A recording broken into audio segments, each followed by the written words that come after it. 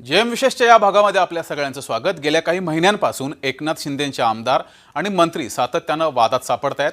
मारकुटे आमदार संजय गायकवाड असोत किंवा कथितरित्या मंत्रतंत्र करणारे भरत गोगावले असोत, मात्र या सर्वांच्या तुलनेत आर्थिक गैरव्यवहार अथवा घोटाळ्यांचे सर्वाधिक आरोप सामाजिक न्यायमंत्री संजय शिरसाट यांच्यावर होत आलेत। 2 दिवसांपासून नवी मुंबईतलं सिडको प्रकरण बरंच गाजतंय। नेमकं कसं राजकारण सुरू आहे हा विषय समजून घेऊयात आजच्या जेएम विशेषमधून।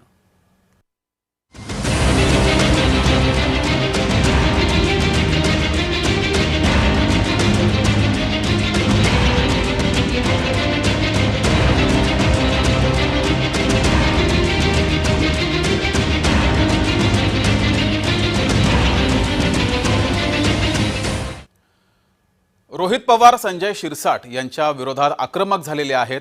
सिडकोचं हे प्रकरण आहे। नेमकं कसं राजकारण सुरू आहे, रोहित पवार इतके आक्रमक का झालेत, शिरसाटांवर इतके का आरोप केले जात आहेत, पाहूयात या स्पेशल रिपोर्टमधून। संजय शिरसाटांवर 5,000 कोटी रुपयांच्या घोटाळ्याचा आरोप। नवी मुंबईतलं सिडको जमीन वाटप प्रकरण शिरसाटांना भोवणार। शिंदेंच्या शिवसेनेच्या अडचणी वाढणार।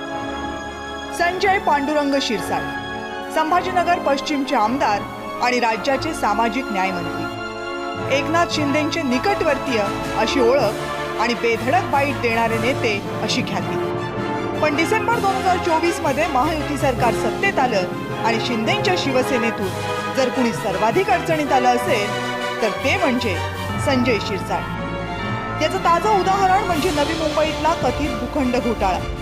संजय शिरसाट सिडकोचे अध्यक्ष असताना बिवलकर कुटुंबियांना त्यांनी 5,000 कोटी रुपयांची जमीन बेकायदेशीररित्या हस्तांतरित केली असा आरोप राष्ट्रवादी काँग्रेस शरदचंद्र पवार पक्षाचे आमदार रोहित पवार यांनी केलाय। एवढंच नाही तर त्या बदल्यात शिरसाटांना 1,000 कोटी रुपये मिळाले, ज्यातल्या काही रकमेचा वापर त्यांनी संभाजीनगरमधलं बीट्स हॉटेल खरेदी करण्याच्या प्रयत्नात केला असा आरोप रोहित पवारांनी केला।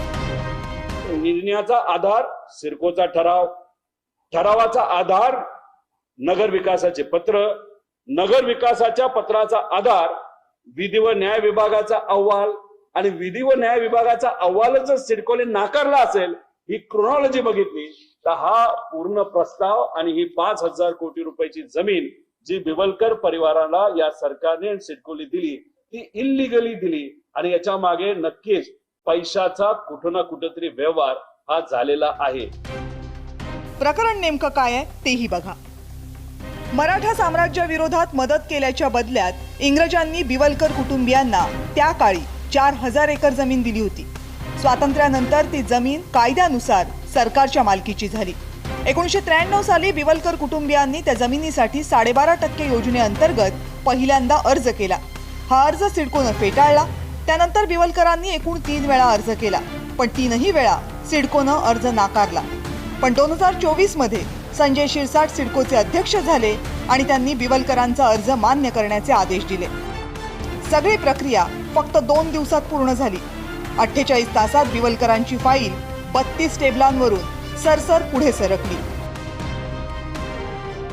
या प्रकरणावर शिरसाटांनी अद्यापही प्रतिक्रिया दिलेली नाही, पण राष्ट्रवादी काँग्रेसचे आमदार छगन भुजबळ यांनी काही अंशी शिरसाटांची पाठराखण केली आहे। मला काय माहिती नाही, पण त्याने काहीतरी आरोप असा काहीतरी केलेला होता मागे वर्तमानपत्रात मी वाचलं होतं। पण त्याच्यामध्ये काय तथ्य असेल तर खरं खोटं त्याने मांडलं पाहिजे। त्याच्यासाठी वेगवेगळे प्लॅटफॉर्म्स आहेत लोकशाहीमध्ये, अगदी बाहेरच्या प्लॅटफॉर्मसहित कोर्टाचा सुद्धा प्लॅटफॉर्म आहे, सगळे आहेत ना, तिथे मांडा ना। फक्त असं बाहेर बोलण्याऐवजी काय पुरावे आहेत ते पुरावे तर मांडले पाहिजेत, मुख्यमंत्र्यांपुढे पण मांडा। संजय शिरसाट गेल्या काही आठवड्यांपासून वारंवार अडचणीत येत आहेत। पावसाळी अधिवेशन सुरू असताना त्यांच्या घरात पैशांनी भरलेली बॅग असल्याचा व्हिडिओ व्हायरल झाला होता। त्या अगोदर बीट्स हॉटेल प्रकरणावरून मोठा वादंग झाला।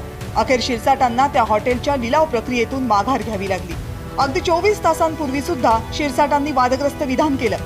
गणपती मंडळांनी पैशांची चिंता करू नये, गरज लागली तर माझ्याकडच्या बॅग्स उघड्या आहेत असं शिरसाट म्हणाले। तेल घालून वाद सुरू झाला पाहिजे या मानसिकतेमध्ये आहे। मी बीजेपी सर्व मंडळाच्या अध्यक्षांना विनंती करतो, नका करू, काय करायचं आपल्याला? 40 गावचं मॅट मागवा ना, वैजापूरच्या मागवा, पैसे कमी पडले ते सर्व लोक आहेत आणि काय नाही जमलं तर मी आहेच, बॅग माझी उघडीच आहे. शिरसाटांचं स्वतःचं उद्योग साम्राज्यही बरंच मोठं आहे. पक्षाला रसद पुरवण्यात शिरसाटांचा महत्त्वाचा वाटा असतो असं बोललं जातं. त्यामुळंच ते सारखे अडचणीत येतात की काय अशीही चर्चा राजकीय वर्तुळात आहे. दुसरा महत्त्वाचा मुद्दा म्हणजे उपमुख्यमंत्री एकनाथ शिंदे यांच्याशी असलेली शिरसाटांची जवळीक. शिरसाटांना टार्गेट करून अप्रत्यक्षपणे शिंदेंना टार्गेट करण्याचा प्रयत्न सुरू आहे का अशीही शंका काही राजकीय पंडित बोलून दाखवतात. आणि म्हणूनच एका अर्थानं शिंदेंच्या गळ्यातले ताईत असलेले शिरसाट या सततच्या आरोपांमुळं शिंदेंच्या गळ्यातलं लोढणं तर बनणार नाहीत ना अशी कुजबुजही राजकीय वर्तुळात सुरू आहे. ब्युरो रिपोर्ट, जय महाराष्ट्र. दरम्यान वादग्रस्त जमीन व्यवहार प्रकरणी बिवलकर आणि सिडकोच्या प्रशासनाचं म्हणणं सुद्धा समोर आलेलं आहे. ते नेमकं काय आहे ते पाहूयात. एक बिवलकर कुटुंबियांना 12.5% अंतर्गत जमीन दिलेली आहे, त्याबद्दल या ठिकाणी चर्चा होत आहे. त्याबद्दल सिडकोची भूमिका अशी स्पष्ट आहे की जेव्हा 1970 मध्ये सिडकोची निर्मिती झाली तेव्हा आपण ही जमीन संपादित केली. त्या जमिनीमध्ये आपण कॉम्पेन्सेशन दिले. त्याच्यानंतर लोकांची मागणीप्रमाणे शासनाने असा निर्णय घेतला की त्यांना 12.5% सुद्धा जमीन देण्यात यावा. या सर्वांना सांगू इच्छितो की या सर्व आरोपात अजिबात तथ्य नाही. त्याच वेळी सुप्रीम कोर्टाची ऑर्डर आमच्याकडे आहे. आज प्रेस नोट रिलीज करत आहे, पण येणाऱ्या काळात मी लवकरच भेटणार आहे. यामध्ये कोणत्याही 50,000 कोटीचा दावा अस्तित्वात नाही, जमीन अस्तित्वात नाही, हे सर्व खोटे आहे. काही दिवसांपासून संजय शिरसाट हे अनेक वेळा वादात सापडलेले आहेत. त्यांच्यावर अनेक वेळा टीका सुद्धा झाली आहे. त्यातच त्यांची अनेक वादग्रस्त वक्तव्य सुद्धा समोर आलेली आहेत. या पुढच्या काळात तरी संजय शिरसाट यांची ही वक्तव्य थांबतील का किंवा अशीच सुरू राहतील हे पाहणं महत्त्वाचं आहे. जे विशेषच्या या भागात वेळ झाली तेच थांबण्याची. बघत राहा जय महाराष्ट्र.